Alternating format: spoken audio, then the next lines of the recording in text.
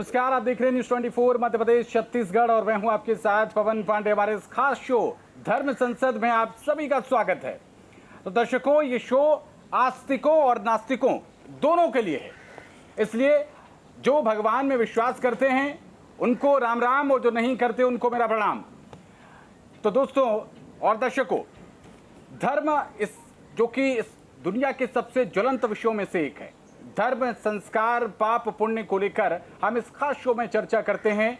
और जो सनातन धर्म में काफ़ी ज़्यादा वैरायटीज़ हैं।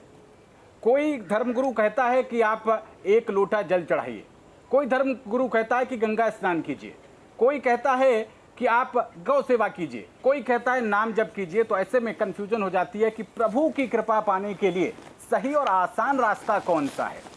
तो ऐसी धार्मिक जिज्ञासाओं के समाधान के लिए हमारे साथ आज पधारे हुए हैं सदगुरु रितेश्वर जी महाराज, वृंदावन की पावन भूमि से। सदगुरु जी से आज जानेंगे आपकी तमाम जिज्ञासाओं का समाधान। सदगुरु जी, बहुत स्वागत है आपका न्यूज़ 24 मध्य प्रदेश छत्तीसगढ़ पर। आपके चरण कमलों में पवन पांडे का सादर नमन है। प्रणाम करता हूँ। तो महाराज जी, सबसे पहले आजकल जो युवा देश का भविष्य कहा जाता है, युवा धर्म से थोड़ा सा दूर होता जा रहा है, विमुख होता जा रहा है, कैसे इसको वापस लाया जाए महाराज जी? देखिए, युवा वही बनता है जो कभी बच्चा रहता है, और बच्चा वही है जो कभी माँ के गर्भ में रहा हो। और गर्भाधारण के पूर्व सनातन में संस्कार बताए गए हैं जी। 16 संस्कार से ये सनातन संस्कृति, सनातन धर्म चलता है। लेकिन हमारे ब्रिटिश हुकूमत के बाद और उसके पहले भी बहुत सारी हुकूमतें रहीं जी। उन्होंने हमारे सनातन संस्कार को, संस्कृति को नष्ट किया जी। जिसके बाद अब मैकोले की शिक्षा पद्धति, अब हमारे सनातन संस्कार रही नहीं गए जी। तो युवा पढ़ा तो है मैकोले का शिक्षा पद्धति, गुलामी का, मानसिक रूप से गुलाम है। वो युवा होने से क्या होगा जी। उसकी शिक्षा क्या है, उसके संस्कार क्या हैं? उसके शिक्षा और संस्कार सब बचपन में ही ब्रिटिश के अनुरूप हैं, गुलामी के अनुरूप हैं। इसलिए यूथ्स को अगर अपने भारत को बदलना है तो सबसे पहले या अपने जीवन को ठीक करना है तो उन्हें यह सोचना होगा कि हमें अपने रूट के साथ जुड़कर चलना होगा। हम अगर जड़ से मिट गए तो ऊपर पौधों को, पत्तों को, फलों को पानी देने से कुछ होने वाला नहीं है। रूट हैं सनातन के 16 संस्कार, उनको फिर से अपनाना होगा जी। तो ये तो माता पिता के लिए दायित्व तो हो गया, इसके साथ ही हमारे धर्माचार्यों की भी क्या इसमें कोई भूमिका हो सकती है? क्योंकि कई बार ऐसा होता है कि लोग, एक कहावत है हमारी आम बोलचाल की भाषा में, हम लोग कहते हैं कि घर की मुर्गी दाल बराबर। आजकल के बच्चों का स्वभाव भी महाराज जी आप जानते ही हैं, वो माता पिता का कहना बहुत बार नहीं मानते हैं, उसको बहुत लाइटली लेते हैं कि अरे हमारे ही तो माता पिता हैं। इसमें धर्माचार्यों की भी क्या भूमिका हो सकती है महाराज जी? देखिए, धर्माचार्य का नंबर तीसरा है। आचार्य, गुरु, संत, ऋषि, मुनि, ऋत्विक, होता, याज्ञनिक, या जितने भी आप सुनते हैं, संत, साधु, हम तो आजकल टीवी पर, चैनलों पर धर्मगुरु कह देते हैं, हमारा काम हो जाता है। जबकि धर्मगुरु नाम का कोई शब्द है ही नहीं जी। बाबा नाम का कोई शब्द नहीं है सनातन धर्म में जी। और नहीं धर्मगुरु नाम का कोई शब्द है। तो मुझे जहाँ तक लगता है कि माता पिता की ही पहली भूमिका है, क्योंकि हमारे ऋषियों ने भी माना है कि मातृ देवो भव, पितृ देवो भव, तब आचार्य देवो भव। जब 1 नंबर और 2 नंबर फेल हो गए तो तीसरा नंबर क्या करेगा? 1 नंबर माँ, दूसरे नंबर में पिता, दोनों ही आचार्य हैं लेकिन देवता हैं। वो दोनों ने अपना अगर कर्तव्य नहीं निभाया तो तीसरे आचार्य उस कर्तव्य का निर्वहन समाज में कर रहे हैं, बाद में उनको संभालने का प्रयत्न कर रहे हैं। पर बेस जो बन गया, फाउंडेशन अगर बन गया गड़बड़, तो फिर आप उसको बहुत ठीक नहीं कर सकते। आगे बढ़ते हैं और इस चर्चा को आगे बढ़ाते हैं, संवाद को आगे बढ़ाते हैं। तो दर्शकों, अगला सवाल महाराज जी से मेरा यह है कि महाराज जी, बाकी जो धर्म हैं इस दुनिया में, उनमें एक की बात है, वो कहते हैं कि एक ही है सब कुछ। एक व्यक्ति की बात है, एक किताब की बात है, एक धर्म ग्रंथ की बात है। हमारे यहाँ बहुत सारी विविधताएं हैं, हमारे यहाँ अनेक मत है, अनेक संप्रदाय हैं। ऐसे में व्यक्ति कंफ्यूज हो जाता है। कोई कहता है कि महादेव बड़े हैं, कोई कहता है कि राम जी बड़े हैं, कोई कहता है कि कृष्ण जी बड़े हैं। एक अभी छोटा सा जो बच्चा जो कहरा सीख रहा है, वो इसको कैसे देखे, कैसे अपनी इस धार्मिक यात्रा की शुरुआत करें महाराज जी? देखिए, माता पिता ही जब शिक्षित नहीं हैं जी तो फिर बच्चे के शिक्षित होने का कहाँ से सवाल उठता है? जब माता पिता ही संस्कार नहीं दे पा रहे हैं जी तो बच्चे संस्कार कहाँ से पाएंगे? आप अपने मित्र मंडली में जी। कभी पूछिएगा कि क्या वो 16 संस्कार का नाम जानते हैं? पर वो चाहते हैं कि उनके बच्चे बहुत अच्छे हो जाएं, बड़े सक्सेसफुल हो जाएं। But how is it possible? कैसे हो जाएंगे जब माता पिता ही संस्कारों को नहीं जानते? हमारे रामचरितमानस में लिखा हुआ है, प्रातःकाल उठ के रघुनाथा, माता पिता गुरु नावा ही माथा। तो महाराज जी, जैसे बाकी धर्म है तो बाकी धर्मों में क्या है, एक की बात होती है, वो एक किताब है, वहाँ एक व्यक्ति है और एक उनको संदेश देता है, इसलिए वहाँ पर मतभिन्नता नहीं है। हमारे यहाँ क्या है कि वैरायटीज बहुत हैं, भगवान शिव हैं, भगवान राम हैं, भगवान कृष्ण हैं, देवी माँ हैं। ऐसे में जो नया व्यक्ति बिल्कुल जो ककायरा सीख रहा है, हो सकता है कि उनके माता पिता की वजह से उनको वैसे संस्कार नहीं मिल पाए, लेकिन इसमें उस व्यक्ति की तो दोष नहीं है, वो तो नहीं चाहता, वो चाहता है कि भगवान की कृपा उसको भी थोड़ी सी मिल जाए। वो कैसे शुरुआत कर सकता है? देखिए, इसमें बहुत सारा आपने देखा होगा कि माता पिता सबके समान ही रहे, सबको ये अंग्रेजियत की शिक्षा ही मिली, पर उसी में से जो बच्चे आज संत हैं, जो बहुत अच्छे अपने जीवन को जी रहे हैं, उन्होंने अपने जीवन को चुना। उनके मन में एक प्रश्न उठा, the beginning of real spirituality is who am I, why I am here, what I am doing, कोहम कस्त्वम कुत आयातम, मैं कौन हूँ, कहाँ से आया हूँ, क्या कर रहा हूँ। यह प्रश्न जब किसी बालक के हृदय में या युवा के हृदय में उत्पन्न होता है तो फिर वह सिद्धार्थ की तरह निकल करके गौतम बुद्ध बनने की दिशा में आगे बढ़ जाता है। ऐसे ही युवा अवस्था में जब किसी के मन में ये जीवन क्या है, ये जगत क्या है, ये ईश्वर कौन है, मैं कौन हूँ, किस लिए आया हूँ, ये सब प्रश्न जब मौलिक प्रश्न उसके भीतर में उठते हैं, तब उसे निश्चित तौर पर कहीं ना कहीं एक गुरु की प्राप्ति होती है, सदगुरु की प्राप्ति होती है, जो उन्हें मार्ग दिखा करके उन्हें उनके मूल आत्मा से उनका परिचय करा देते हैं। हम केवल शरीर नहीं हैं, बॉडी, इंद्रियां, मन, बुद्धि, चित्त, अहंकार, तब आत्मा। लेकिन हम जीवन भर इंद्रियों के पीछे भागते रहते हैं, हम जीवन भर मन का गुलामी करते रहते हैं, हम जीवन भर अपने शरीर की सेवा करते रहते हैं। शरीर माध्यम खलु धर्म साधनम, शरीर की सेवा करनी है, पर किस लिए? धर्म साधन के लिए। पर धर्म साधन तो हम कर नहीं रहे, केवल शरीर की सेवा में लग गए। तो यह तो प्रश्न समाज में उठ रहे दुख, अपने भीतर उठ रहे दुख के कारण ही अगर किसी बच्चे के भीतर में ये प्रश्न उठे कि इतना दुख क्यों है संसार में, और उस दुख से अगर वो मुक्ति चाहता है, तब वो आध्यात्म की ओर अग्रसर होता है। बाकी जगहों पर एक किताबें हैं, देखिए किताबों की बात नहीं है, हमारे यहाँ नाना मुनि नाना मत, हमारे यहाँ पहुँचना वहीं पर है। हम भी एक ही ईश्वर को मानते हैं, लेकिन मेरा ये मानना है कि अगर ईश्वर सर्वसमर्थ है और अगर कण कण में विराजित है तो मूर्ति में विराजित क्यों नहीं होगा? ये कैसी मूर्खता है? जो लोग कहते हैं मूर्ति में विराजित नहीं है, अगर वो कण कण में है, पत्ते में है, कंकड़ में है, तो मूर्ति में क्यों नहीं होगा? अगर वो अदृश्य है तो दृश्य भी हो सकता है, क्योंकि ही इज ऑल माइटी।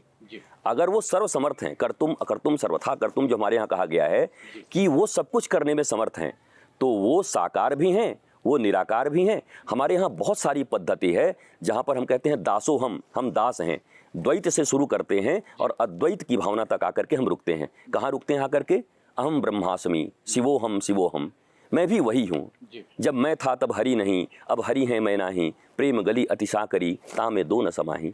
तो हम यहाँ तक जाते हैं, हम अपने मौलिक पहचान करते हैं, लेकिन रास्ता तो यहीं से जाएगा कि आप एक जिज्ञासु बन करके और ऐसे कोई स्पिरिचुअल मास्टर आपको मिले, श्रेष्ठ सदगुरु आचार्य मिले, और आप उनसे प्रश्न पूछ करके धीरे धीरे अपनी जिज्ञासाओं को शांत करते हुए अपने परम तत्व को जानने में समर्थ हो जाएं, और इसी को पूर्णता कहते हैं, पूर्ण ज्ञान कहते हैं।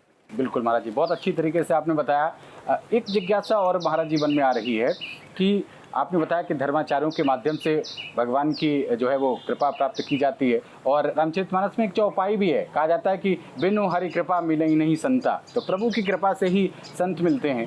लेकिन कलयुग है या आधुनिक युग है, इसमें कुछ धर्माचार्य भी ऐसे भी हैं जो आजकल विवादों की वजह से, कारनामों की वजह से, बयानों की वजह से थोड़ा सा नकारात्मक सुर्खियों में आ जाते हैं। उससे जो अभी नया व्यक्ति जो ककायरा सीख रहा है महाराज जी, उसके मार्गदर्शन के लिए आप क्या कहेंगे? देखिए, मैं एक निवेदन करना चाहूँगा आपके चैनल के दर्शकों के लिए और पूरे भारतवर्ष के लिए, बल्कि दुनिया में जहाँ जहाँ लोग आध्यात्म के पिपासु हैं, उनको ये कहना चाहूँगा कि आप जब गुरु के समक्ष जाते हैं, गुरु और आचार्य का चुनाव करते हैं, तो एक चीज़ जरूर देखिए कि उनके भीतर में ज्ञान की प्रमुखता है या वो भी इन्हीं जागतिक वस्तुओं के आकर्षण में है। अगर कोई आचार्य हैं, गुरु हैं और वो भी जागतिक वस्तुओं के आकर्षण में हैं, तो वो सद्गुरु नहीं हो सकते, वो आचार्य नहीं हो सकते। ये मना नहीं है कि वो ऐसा काम न करें, क्योंकि आप फिजिक्स पढ़ाते हैं, फिजिक्स का पैसा लीजिए, केमिस्ट्री पढ़ाते हैं, केमिस्ट्री का पैसा लीजिए, आप कोई काम करते हैं, दुकान चलाते हैं, दुकान में सामान बेचते हैं, पैसा लीजिए। उन्होंने भी अगर कुछ ज्ञान आहरण किया है, कुछ किताबें पढ़ी हैं, कुछ ग्रंथ पढ़े हैं, अगर व्याकरण इत्यादि पढ़े हैं, तो आपको पढ़ा देंगे, उसका वो पैसा लेते हैं। पर आप उन्हें स्पिरिचुअल मास्टर नहीं कह सकते। स्पिरिचुअल आध्यात्म का अर्थ होता है जो शरीर से ऊपर उठाकर आपको आत्मा तक पहुंचा दे, देह से उठा करके विदेह राज जनक आपको बना दे। आप राजा भी रहें, आप सारा अपनी नौकरी करें, बिजनेस करें, इसी संसार में रहें, आप बिल्कुल भाग न जाएं जंगल, सब कुछ करें पर विदेह की तरह करें। मैं आत्मा हूं, इस भाव को जो आप में प्रकट करने का सामर्थ्य रखता हो, वही धर्माचार्य हैं, वही गुरु हैं, वही संत हैं, वही ऋषि हैं। और बाकी आप प्रोफेशनल कह सकते हैं कि जैसे सभी लोग प्रोफेशनली अपना अपना काम कर रहे हैं, वो भी प्रोफेशनल हैं, उनके पास आप उस तरीके से जाया करिए। आप अंधे बन करके और अपने जीवन का हानि मत किया करिए। और उन लोगों को भी कहूँगा कि आप लोग भी डिक्लेयर कर दीजिए कि मैंने ये कुछ सीखा है, ये मैं बेचने आया हूँ, आप खरीद सकते हैं। आप स्वयं को धर्मगुरु कह के या धर्माचार्य कह के और नौनिहाल बच्चों को और आने वाली पीढ़ियों को आप भटकाएं नहीं। आप बोलें कि मैं ये चीज़ जानता हूँ, ये बेचूंगा, मेरा इतना का पैकेज है। तो आज दुनिया में सब कोई खरीद ही रहा है, खरीदेगा। लेकिन आप कहते हैं मैं माया मोह से मुक्त हूँ, मुझे ये सब कुछ नहीं चाहिए, मैं आपको ज्ञान देने आया हूँ। तो आत्मज्ञान देने का, देखिए हम विद्या को सरस्वती कहते हैं, सरस्वती हमारी माँ है, और कोई बेटा अपनी माँ को कैसे बेच सकता है।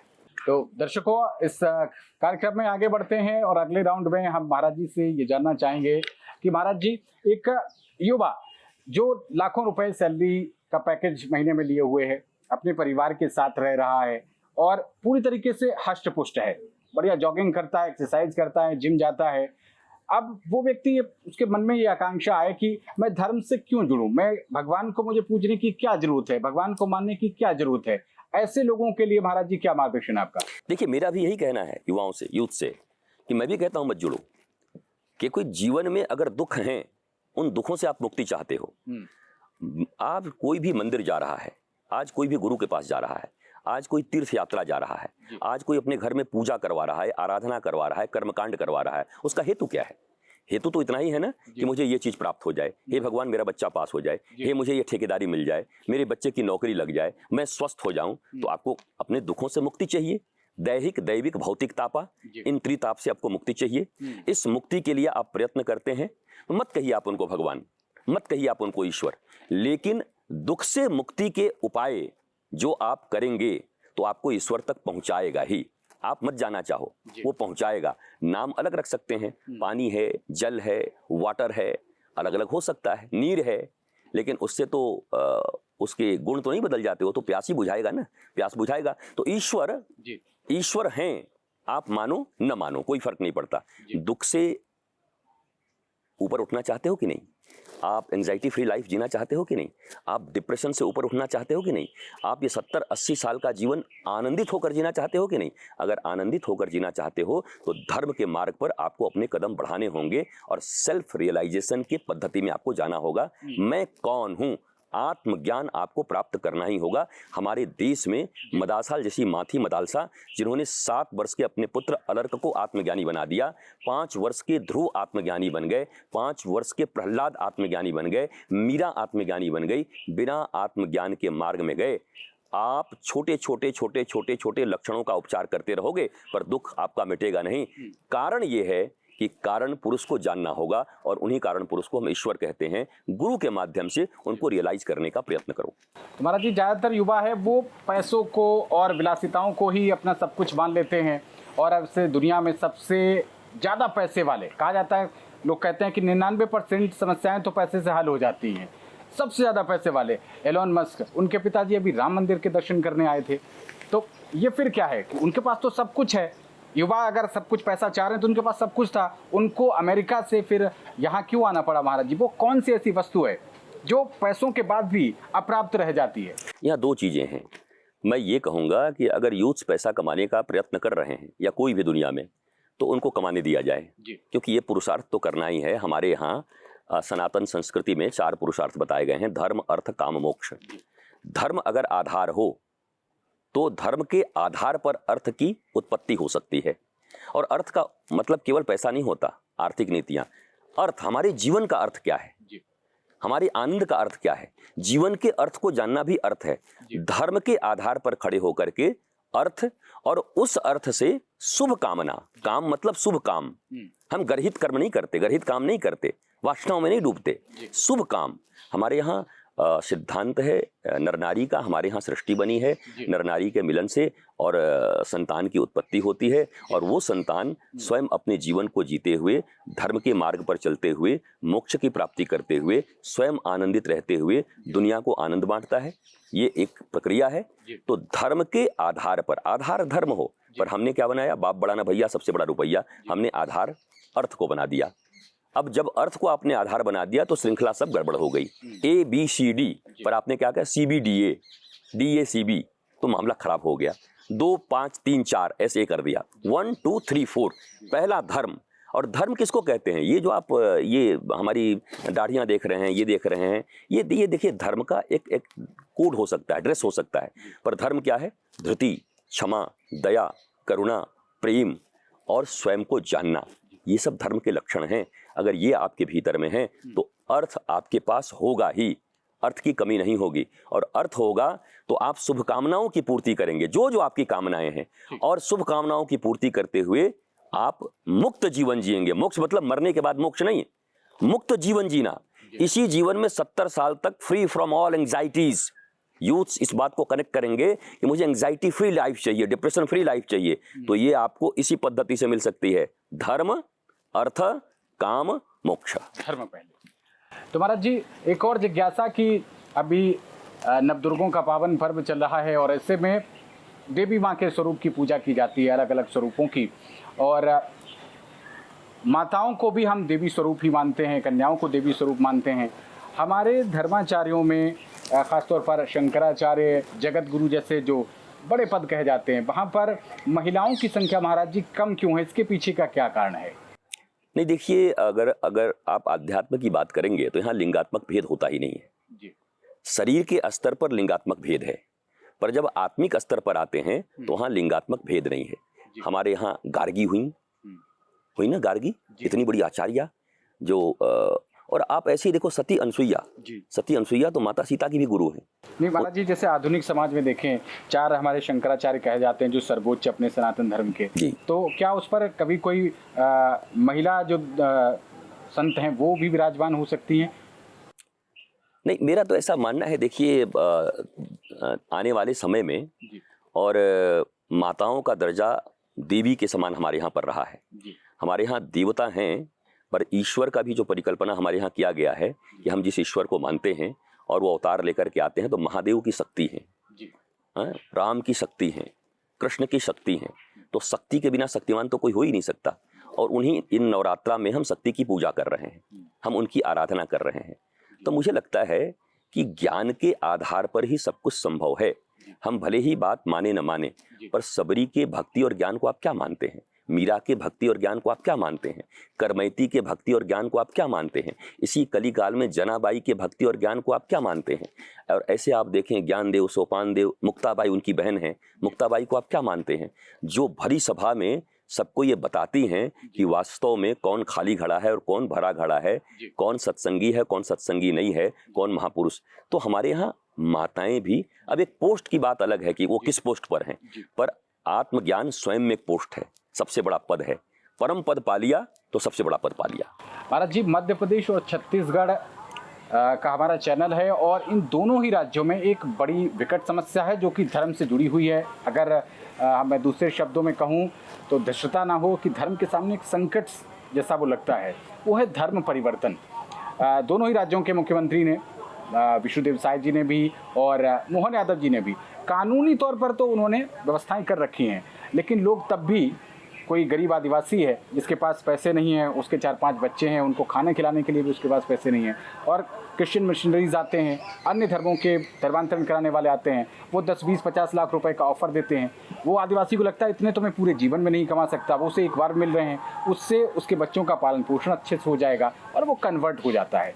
इस समस्या का महाराज जी क्या हल हो सकता है? क्या ये धर्म की हानि हो रही है?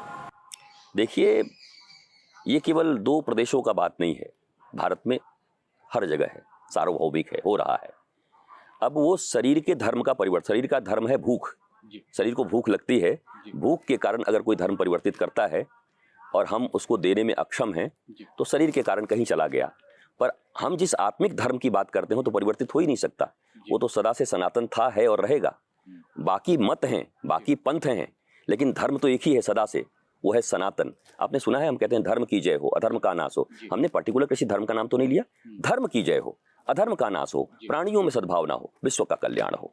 तो मुझे लगता है कि आत्मिक धर्म तक आने के लिए अगर किसी को बहुत भूख लगी है और पूर्ति नहीं कर पा रहे हैं और उसके लिए वो कहीं जा रहे हैं तो अपने शरीर का निर्वाह कर रहे हैं, लेकिन मुझे लगता है कि जैसे ही उन्हें ज्ञान होगा तो अपने सत्य सनातन को कभी छोड़ नहीं सकते और हमें भी इसके लिए प्रयत्न करना चाहिए। और जो लोग शरीरों को भोजन दे करके धर्म परिवर्तन कराते हैं, अब उनके तो भगवान ही मालिक होंगे या वो जिस ईश्वर को मानते होंगे वो भी उनसे कितना प्रसन्न होंगे।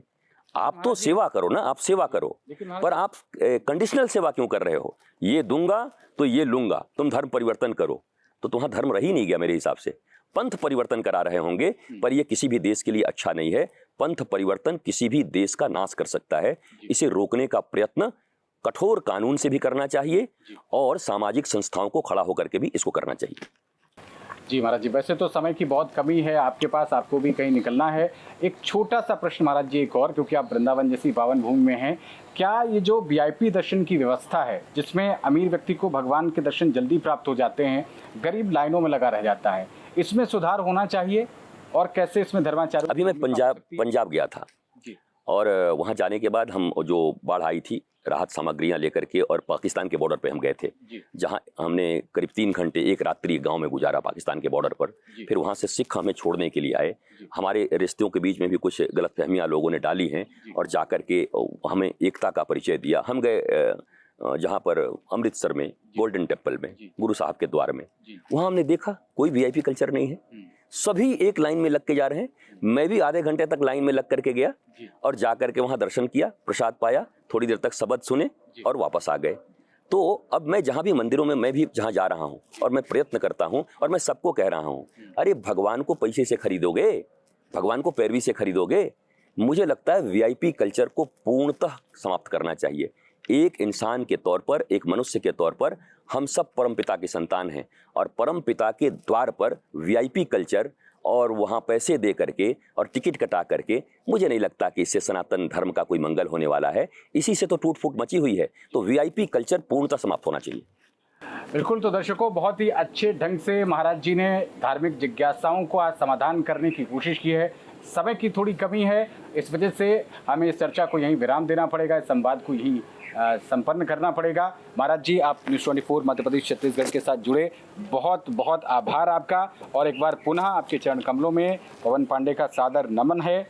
तो दर्शकों, धर्म संसद के अगले एपिसोड में किसी और धर्म गुरु के साथ आपकी जिज्ञासाओं का हल ढूंढने की कोशिश करेंगे। आपके जो भी सवाल हैं, आप हमारे सोशल मीडिया अकाउंट के कमेंट सेक्शन में जाकर वहां अपना सवाल रख सकते हैं और हम कोशिश करेंगे कि आपके सवालों का जो समाधान है वो अपने गेस्ट के साथ निकालने की कोशिश करें। बहुत शुक्रिया आपका इस खास कार्यक्रम में बने रहने के लिए। बाकी तमाम बड़ी खबरों के लिए देखते रहिए न्यूज़ 24 मध्य प्रदेश छत्तीसगढ़। नमस्कार।